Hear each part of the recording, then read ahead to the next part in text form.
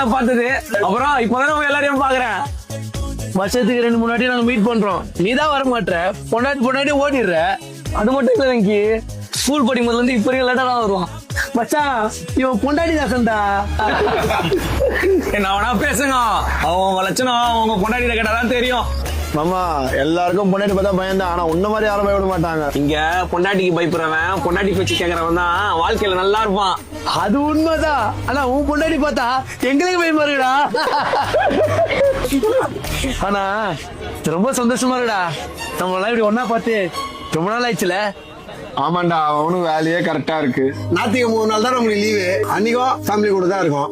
இதுல எங்கடா நம்ம பாத்துக்கிறது? அது உண்மைதான் மச்சான். சரி ரமேஷ பாக்குறே இல்லையா? உன் உயிரே தானே. வேலைக்கு போறப்ப தெருவுல பாப்போம் மச்சான், வா மச்சான் வா, அவ்வளவுதான். பரவாயில்லடா, எல்லாரும் வாழ்க்கையும் எப்படி போகணும்னு நினைச்சோம். எல்லாரும் கல்யாணம் ஆயிடுச்சு, குழந்தை குட்டி, கை நிறைய சம்பாதிக்கிறோம்.